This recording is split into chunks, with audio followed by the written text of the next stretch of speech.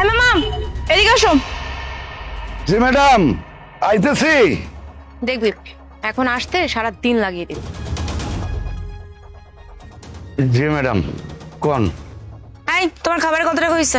2 plate 150, 300 টাকা madam. কি 300 টাকা?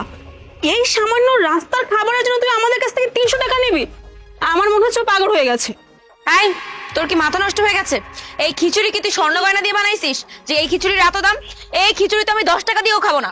দেখতেই কি আনহাইজেনিক লাগছে, এমনিতেই তো নোংরা খাবার, তার উপর মুখের উপর এতগুলো টাকা চেয়ে নিলি। না না ম্যাডাম, আমি খুব যত্ন কইরা পরিষ্কার করে সব রান্না করি। আজ পর্যন্ত কেউ কোনোদিন অভিযোগ দেয় নাই যে আমার খাবার ভালো না।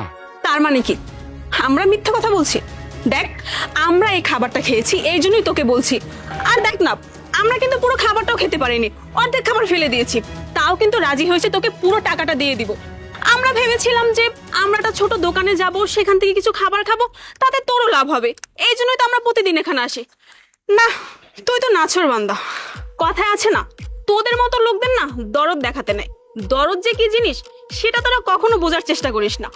তোরা হয়েছে মানুষের দুয়ারে যাবি, 2টা টাকা চাবি, তাদের লাথি উষ্টা খাবি, সেটাই বেটার। তোদের মতো মানুষকে দরদ দেখানোটা আমাদের মতো লোকদের ভুল। আরে না ম্যাডাম, আমার খাবারগুলো সত্যি ভালো। আপনাকে যদি বিশ্বাস না হয় তাহলে যে আশেপাশের লোকজন আছে হ্যাঁ জিজ্ঞেস করে দেখেন। তুই তো আসলে একটা বেয়াদব। তোর কি মনে হয় তোর মতো এই একটা ফকিন্নি মার্কা দোকানের কথা এখন আমি মানুষের কাছে যাব আর জনে জনে জিজ্ঞেস করবো যে এই দোকানের খাবার কেমন? তোকে না কিছু বলার নেই। আরে সত্যি সত্যি বল যে এই খাবারের দাম কত? তুই যে এই দোকানের খাবারের জন্য 300 টাকা চাচ্ছিস, আমি তো 30 টাকা দিয়ে ওই খাবার খাবো না। এই শোন ফকিন্নির বাচ্চা, দিয়ে দে তো 100 টাকা দিয়ে দে। আরে ম্যাডাম, এগুলো আপনারা কি কইতেছেন? আপনাকেও তো 150, 300 টাকা বিল হয়েছে। আর আমি তো ঠিকই কইতেছি, আপনারা খাবার খাইছেন 300 টাকার, আমি 300 টাকাই কইছি। এই তোর কিন্তু এবার মুখ অনেক বেশি চলছে। তুই জানিস আমি কে? আমি যদি এখন একটা ফোন দেই না, তোর এই স্টল একেবারে উড়ে যাবে। শোন, আমার বাবা হচ্ছে এই এরিয়ার ফুড ইন্সপেক্টর। আমার সাথে মুখ নাড়তে একদম আসবে না। আর সব থেকে বড় কথা, এই যে এই খাবারের জন্য এত টাকা যাচ্ছিস না, তুই যে দোকানটা দিয়েছিস সেটা গভর্নমেন্ট প্লেসে।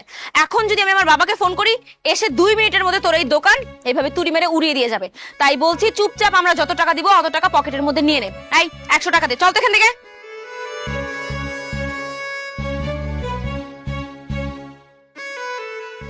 Madam, madam,